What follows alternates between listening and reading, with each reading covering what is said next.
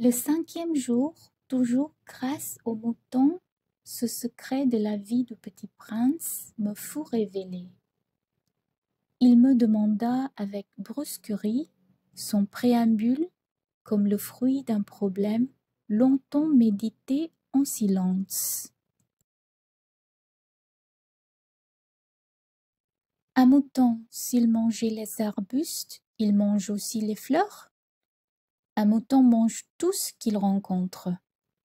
Même les fleurs qui ont des épines? Oui, même les fleurs qui ont des épines.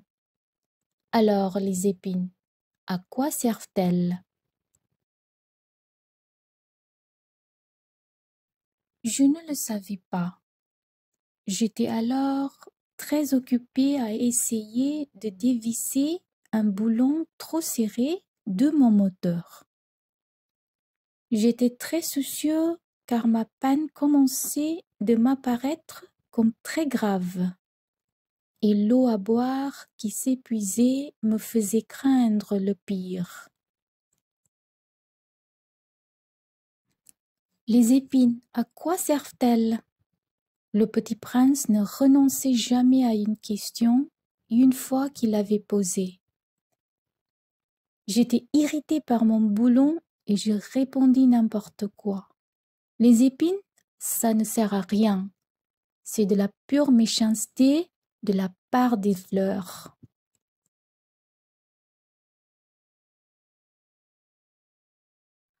Oh! Mais après un silence, il me lança avec une sorte de rancune. Je ne te crois pas. Les fleurs sont faibles. Elles sont naïves. Elles se rassurent comme elles peuvent. Elles se croient terribles avec leurs épines. Je ne répondis rien.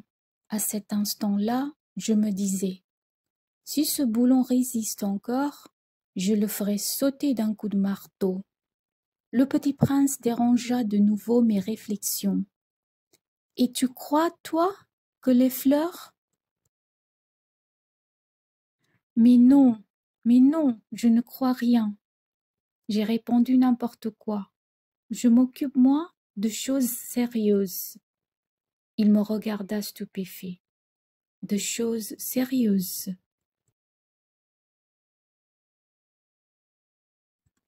Il me voyait mon marteau à la main et les doigts noirs de Cambouis penchés sur un objet qui lui semblait très laid. Tu parles comme les grandes personnes. Ça me fit un peu honte, mais impitoyable, il ajouta. Tu confonds tout, tu mélanges tout. Il était vraiment très irrité. Il secouait au vent des cheveux tout dorés. Je connais une planète où il y a un monsieur cramoisi. Il n'a jamais respiré une fleur. Il n'a jamais regardé une étoile. Il n'a jamais aimé personne. Il n'a jamais rien fait d'autre que des additions. Et toute la journée, il répète comme toi, « Je suis un homme sérieux. Je suis un homme sérieux. » Et ça le fait gonfler d'orgueil. Mais ce n'est pas un homme, c'est un champignon. Un quoi?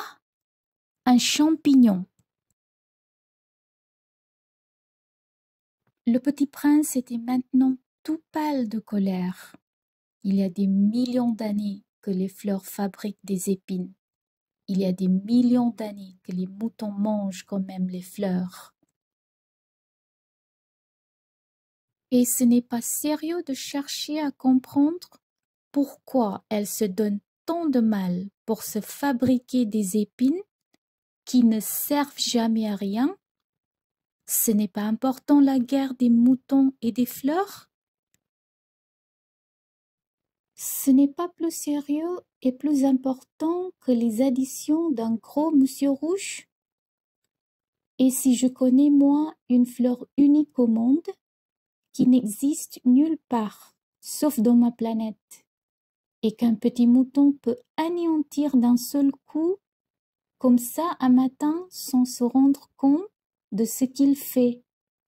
Ce n'est pas important ça.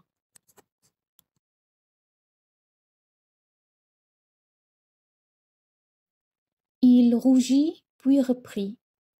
Si quelqu'un aime une fleur qui n'existe qu'à un exemplaire dans les millions et les millions d'étoiles, ça suffit pour qu'il soit heureux quand il les regarde. Il se dit, ma fleur est là, quelque part. Mais si le mouton mange la fleur, c'est pour lui comme si, brusquement, toutes les étoiles s'éteignaient. Et ce n'est pas important ça. Il ne put rien dire de plus. Il éclata brusquement en sanglots. La nuit était tombée. J'avais lâché mes outils. Je me moquais bien de mon marteau, de mon boulon, de la soif et de la mort. Il y avait sur une étoile, une planète, la mienne, la terre, un petit prince à consoler. Je le pris dans les bras, je le berçai. Je lui disais, la fleur que tu aimes n'est pas en danger. Je lui dessinerai une muselière à ton mouton. Je te dessinerai une armure pour ta fleur. Je ne savais pas trop quoi dire. Je me sentais très maladroit. Je ne savais comment l'atteindre ou le rejoindre. C'est tellement mystérieux, le pays des larmes.